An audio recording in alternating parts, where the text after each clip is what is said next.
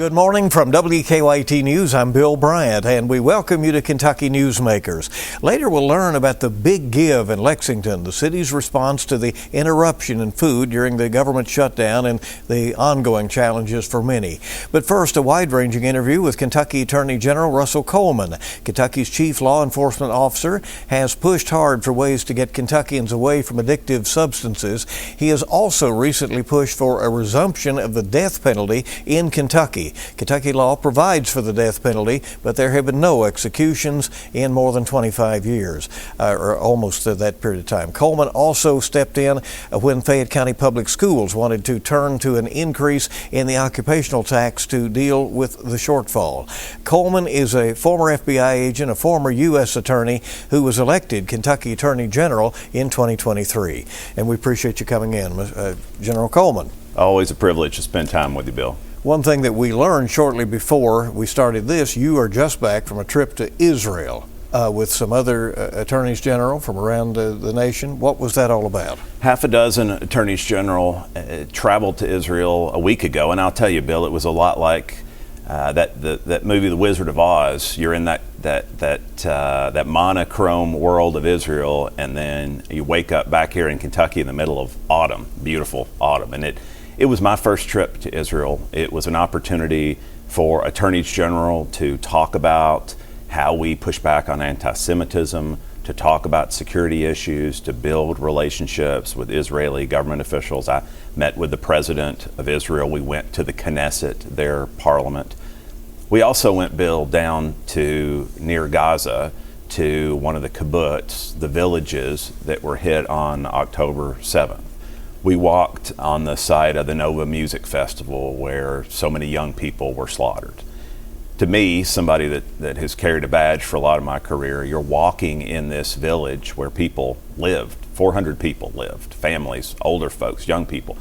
600 terrorists, Hamas terrorists, took over this village, and the most inhumane savagery to women, to young people, the slaughter that took place in this village was chilling, and the government of Israel wanted us to see that, to get a sense of what they live under there, that sword of Damocles. It would be, Bill, like we here in Kentucky, like Ohio and Tennessee and West Virginia, all wanted to kill us, all wanted to commit sexual violence to our loved ones, but yet that culture has thrived. It's an extraordinary place. What were your observations about the likelihood for peace now? Well, I will tell you, there's a great degree of appreciation for the president's engagement for those hostages who he negotiated their release. Israel is only about 10 million people. That's a bit like double our population, about the size of New Jersey. 251 hostages. I wear this yellow lapel pin now. 251 hostages. All of the living hostages have been returned.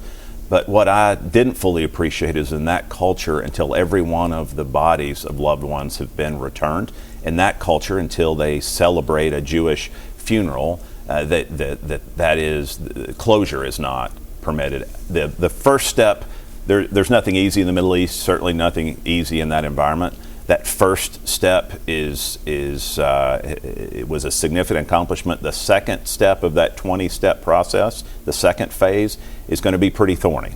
It's going to require other nations stepping up to police Gaza. It's going to require Hamas to give up their weapons. Hamas is a true death cult. It is a horrendous organization that wants to eliminate the state of Israel. So I'm optimistic. I'm certainly prayerful as a person of faith, having walked now in the footsteps of Christ, been in what used to be images from the Bible were almost cartoonish in my head versus the reality of what I had a chance to see. We pray for peace, but like everything in the Middle East and in Israel, it is complicated. Well, we're glad for your safe return, certainly. Let's talk about some subjects in Kentucky. Ronald Exantus, convicted of other charges after he was found not guilty by reason of insanity in the death of a 6-year-old boy, was recently released from a Kentucky prison. Many Kentuckians and people across the country didn't understand how that happened. What are your thoughts on the Kentucky law that permitted it? Well, the system failed the Tipton family. Young Logan Tipton, talk about savagery.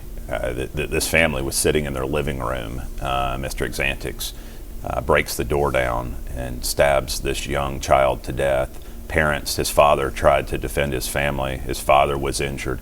Family members stabbed. The system failed.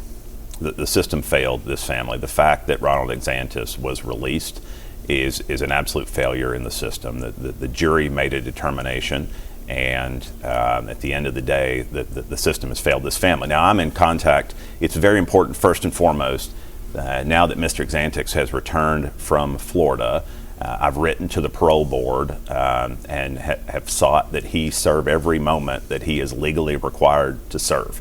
And so I wrote up a strong plea to the parole board earlier this week asking that he be violated. Important to note that they did not release him the first time. It was the law that allowed that, right? It is important to note. I'm not certainly not casting stones at all, but what I'm asking the parole board to do is to violate him and send him back for as long as the law will allow. Now, at the end of the day, the law did fail that family, and pretty active conversations, as you could imagine, with prosecutors, with the prosecutor for Scott County, with members of our General Assembly to take a look at how we landed in this place, how this family was failed by the system, to make sure this just doesn't happen again.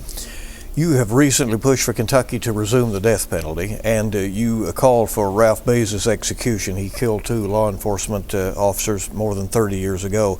Governor Beshear says because of a court order, he cannot sign a death warrant. I want to be real clear. I've asked the governor of this Commonwealth to execute his duty under Section 81 of the Constitution, to execute the laws of the Commonwealth. There is no reason that the governor cannot sign that death warrant. What the governor's pointing to, and I don't want to get into the granular legal weeds, but the governor's pointing to a distraction. The governor's pointing to the need for a new regulation that deals with those that have an intellectual disability claim. Mr. Bays does not have an intellectual disability claim. It's a distraction, and what I'm calling on the governor to do his job under this Constitution and sign a death warrant for Ralph Bays. I understand why there are political considerations, why someone that's looking for another job nationally may not want to sign a death warrant in this climate with this Democrat Party, but this governor needs to do his job. Now, there is certainly a disagreement between me as the chief law enforcement officer, who have advised the governor that he can sign that warrant. We're going to take this before a Franklin Circuit judge, and we're going to get a further legal determination. I would argue that we don't need that. I would argue the governor right now could sign that death warrant. And we mentioned Ralph Bays. We tend to mention the defendant's name, but let's not gloss over the fact that Steve Bennett and Arthur Briscoe are names that we need to mention, because this is a sheriff and deputy sheriff that were shot 3 times each in the back. There's no Innocence Project type gray here.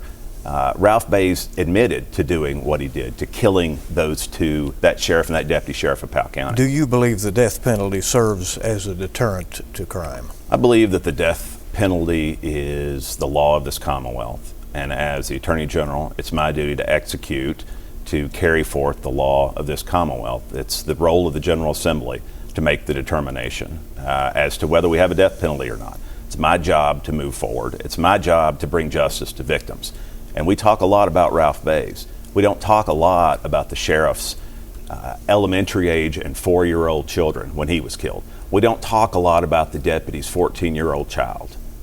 They demand justice. This family, for 30 years, have been dragged through proceeding after proceeding. Let's talk about the family and not about Ralph Bays. He has received his due process. For this family to move forward, this family feels as if it needs justice, and the state's ultimate penalty is the death penalty, and they feel abandoned by their state government every day that Governor Beshear doesn't sign that death warrant. You've referred to what you call zealous collaboration when it comes to law enforcement. In other words, authorities working together, local, federal, state.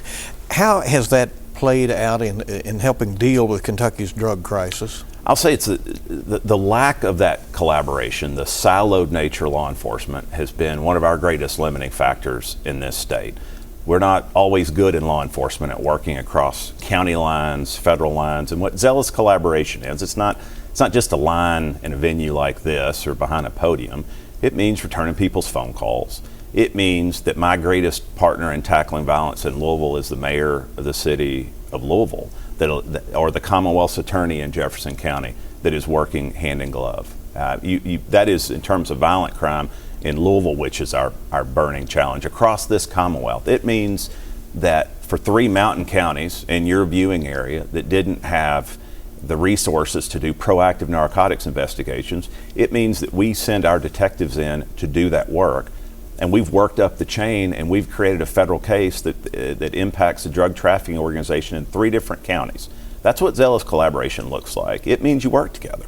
It means you row together. It means you focus on the mission and not the press release or the press conference. It means it's mission-centric. And whether it was me as an FBI agent or as U.S. attorney, I continue to see that we're just too siloed in law enforcement. And we're working, I'm proud of how we're tearing down silos in this Commonwealth. We writ large, not me, Russell Coleman, we law enforcement are doing a better job, running faster, collaborating, and we're making good cases. We're working hard not only on the enforcement side, we're seeing new creative efforts on the prevention side and on the treatment side. I mean, this multi-headed hydra that is our drug epidemic, it's the greatest crisis, greatest challenge to my family and yours that we've ever faced. So you believe progress is being made?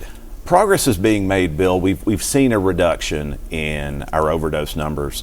But by the same token, last year we still were decimated by our overdose numbers. Yes, we did see some benefit, and I applaud every one of those that we've saved. But I could pull out my phone and show you the photo of the the kid that was headed to Asbury on a baseball scholarship that did a dumb thing. I mean, our kids are existing in an environment where there's no margin of error. He made a mistake, and his parents found him deceased in his bed the next day, his whole life ahead of him. Every one of those numbers last year, those we lost, every one of those have the story, and every one of those families would push back on the narrative that we're making progress. We're not there yet. I feel like we're putting infrastructure in place. We're working more collaboratively together. We're having conversations about the stigma. We're facing the fact that it's not that family or that part of the city anymore, but we're by no means there. Earlier this year, the Fayette County school system moved to raise the occupational tax in Lexington to help make up a budget shortfall. You got involved and essentially blocked that action. Why did you believe that was the right action to take? What we saw was the Fayette County School Board passing a tax increase in the middle of the night. Now, generally as a conservative Republican, I'm not a fan of tax increases, but the school board has the power to do that if they follow the rules. What we saw is a school board that was acting in a way that wasn't accountable to the people that elected them. And we were asked, the mechanism was through what's known as an attorney general opinion, asked, was that a lawful action? And we very clearly announced that it wasn't a lawful action. Now, I'm proud that started a bit of a domino effect as folks here in Fayette County started taking a closer look at how their school board has been operating. And we've seen disappointing disclosures since then as to how this school board operates. That includes a state audit and other investigations of the Fayette County schools. Are you monitoring that closely? Well, zealous collaboration means that we work very closely with our state auditor, who's doing a fantastic job and executing on her duty. So, of course, we're not stepping outside of our lane, but we're going to enforce the law of this Commonwealth here in Fayette County. You recently sued Roblox, saying that website leaves the door open to exploitation of kids. The company said the lawsuit is based on sensationalized and out-of-date information and that it has a team that monitors for inappropriate content. Where does that lawsuit stand? Well, first and foremost, I would normally encourage your viewers to read a complaint or watch a press conference, but I stood there, and I don't normally do a press conference when we file a civil lawsuit. But I stood up there at the podium, not only as the Attorney General, I stood up there, Bill, as a dad, being very clear that this has affected my own family. My own son at 10 years old signed up for one of these accounts. The law doesn't permit that at 10 years old. He purported to be 5 years older. The account shows him at 19. Here's why Roblox is dangerous, and anything that's said on their response or a press release doesn't mitigate this. There's not proper age verification. there's not real age verification. What that means is we have kids getting on purporting to be older, and we have adults getting on pretending to be kids. And it is the platform of choice for predators to gain access to our kids. Secondly, it's the content itself you see. You read our complaint and you'll see how it's, and I'm careful in how I describe this, but I know it's a Sunday morning for most of your viewers, but our complaint details how a 6-year-old describes walking into a room and they're cartoon-like characters. So of course, as a parent, it makes us think it's safe. I heard another attorney general say, really, Roblox? That's the problem? I thought it was the safe one. That's another attorney general who let their young child play. You have a 6-year-old walk into a room where you have cartoon figures in sexual activity with each other. I asked my son when I was briefed on this, is this real, this threat from Roblox? Within 4 minutes, I have a screenshot of pretty dangerous content that you find on what's a cartoon-like platform. People often feel they're scammed these days. They get these unwanted calls. People are trying to trick them online and in other ways. How does your office deal with complaints like that? There's a division for that, right? There is. It's a pretty powerful statute that we enforce. Not only do we enforce our consumer protection statute under Kentucky law, we have units that their purpose is to take in those complaints, to engage with certain demographics, like our older citizens who tend to be targeted with pretty sophisticated scams. We have an intake process where we take those complaints in. We have a constituent team that processes those complaints. It's a real priority of ours, protecting against these scams that are not the Nigerian Prince lottery scam anymore. There's a degree of sophistication. This is how we see AI used in a way that's dangerous. We hear people that get phone calls with their grandchild's voice, and AI is used. This is very sophisticated stuff. AI concerns you? AI concerns me greatly. AI concerns me greatly because I see how it is done for harm. We see how criminals are using it, and certainly it does. Now, there are positive uses for AI. We use it for evidence review. We use it in a law enforcement context, but it's a double-edged sword, most certainly. A few seconds left. The upcoming session of the General Assembly will be a budget year, and you intend to seek full funding for your office, right? Well, our office is Swiss Army knife, Bill, and whether it is ensuring that you have reliable electricity, affordable electricity, to tackling violence in Louisville, to going after those that are defrauding, let's say, one particular roofing scam here in Fayette County, our job is to protect 120 counties, and certainly we'll be seeking sufficient resources to do that job robustly. Appreciate you coming in. The Attorney General of Kentucky, Russell Coleman. Appreciate it. Stay with us, everybody. We'll be back. We'll hear about Lexington's Big Give event. That is next on Kentucky Newsmakers.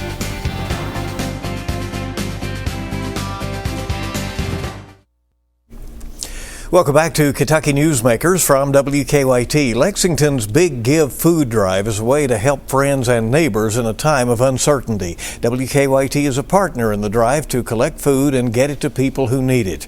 Joining us now are the Director of Family Services, Shelia Horton-Holt, and Lexington's Director of Emergency Management, Robert Larkin. They're both charged with helping with this, and we appreciate you very much for coming in today. How did this idea for this come about? Well, we have about 600,000 Kentuckians that do depend on SNAP benefits. For the Family Care Center, that could affect 50 to 60% of our families.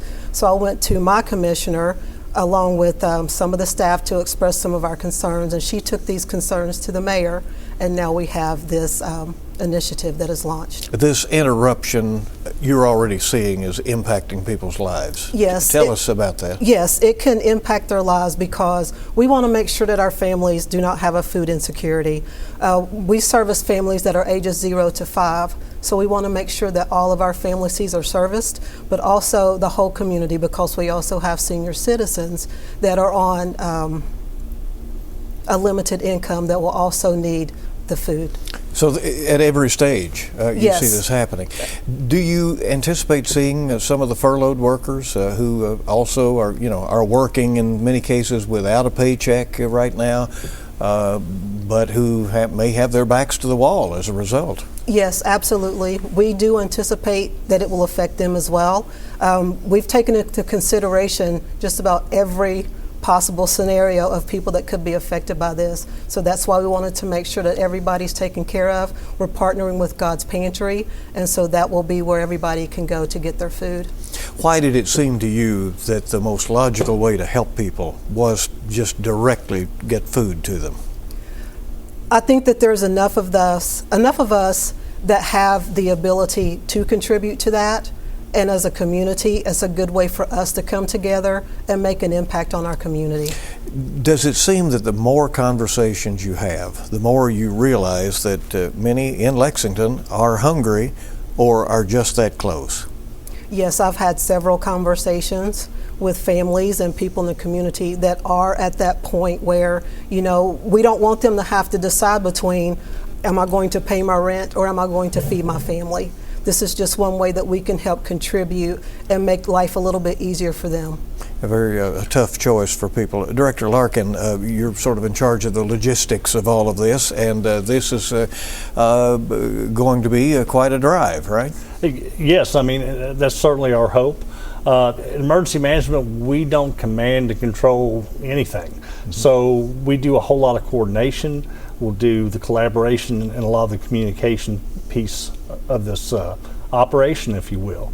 All 24 of the fire stations, every one of the police stations, sheriff's department, the county clerk's office, all offices throughout LFUCG essentially have collection bins, and canned goods, shelf-stable food items can be put into those bins, and from our residents, and then everything will go to God's Pantry. And of course, God's Pantry will also take monetary donations as well. We'll have a list of those locations, by the way, on WKYT.com so people can find them, but they will be throughout the community, and people can look for signs as well, right? Yeah, yes, and they can go to lexingtonky.gov, and there is an interactive map there, our GIS section for the city. Chris Storage, who was an absolute rock star with that, worked out an interactive GIS map so you can find a location that's convenient to you. How will it work then for those who need to access the food? Is it then the partners will handle it from there? Yes, and specifically God's Pantry. All right. Who came up with the name, Big Give? I'm sure it was the mayor's office that came up with that name. I think it's a great name. I think it's perfect for what we're trying to do as a community, that as Lexington we're doing this big give. You believe this will be successful? I do believe it will be successful, absolutely. Let me ask, and again, you can go to the city's website for more information, or you can go to WKYT.com, and we have information as well. Both of you have other responsibilities, certainly, and in fact, most of your responsibilities are other things. Director Larkin, your job is to keep Lexington ready for whatever may come along. As we head into the winter months, what would you remind people as to the preparations they should be making? So, as Chris Bailey and others will tell you, cold weather is coming. So I would certainly recommend have a plan for you and your family in case we should lose power, in case you should lose heat in your home. Along the lines of heat, make sure your HVAC system, your heating system has been serviced and it's up to task. And from the old firefighter side of me, make sure your smoke detectors are in good working order, and carbon monoxide detectors as well. Actually, I believe this is Carbon Monoxide Week, Awareness Week. So if carbon monoxide, as a result of having a gas water heater or gas heat, if you probably should have a carbon monoxide detector within your home. Yeah, people often get in trouble with alternate heating sources. Absolutely, greater threat of fire, and there's also a greater threat of carbon monoxide. I know it was a little tough last year in dealing with the emergencies that came along, but it seems that there's been a lot of planning. The city has made some huge plans, lessons learned, because every year we go back and take a look at the previous year and previous experiences and see how we can refine those plans and make them better. And Director Horton-Holt, you believe you're making a big difference with the family care centers, which, by the way, has been around a long time. Yes, right? sir. We actually celebrated 35 years last year. that we have been in service serving the community. We have 4 programs at the Family Care Center. We have the HANDS program, which is our Health, Access, and Nurturing Development Services, which is our home visitation program. We have our Parent Education program, which is for teen moms, and we have a child care center, and we also have a case management services. Very good. All right, one more time on the Big Give. If folks want to get involved, what do they do? Well, there's 2 ways they can do it. They can drop off at any of the 40-plus locations, but they can also log online and you can donate monetarily. You can donate $1 and that will service 6 meals. And do we know the web address on that? Is it lexington.gov? They can go to lexington.gov. Let me check my notes here. How about that? And we will say that we have a link again on WKYT.com to it. And obviously WKYT has ponied up with this as well and has been a huge supporter. Well, so we appreciate the opportunity to do that. Thank you. And We thank appreciate you. your All right. support. Everybody, thank you. We'll wrap up Kentucky Newsmakers in a moment.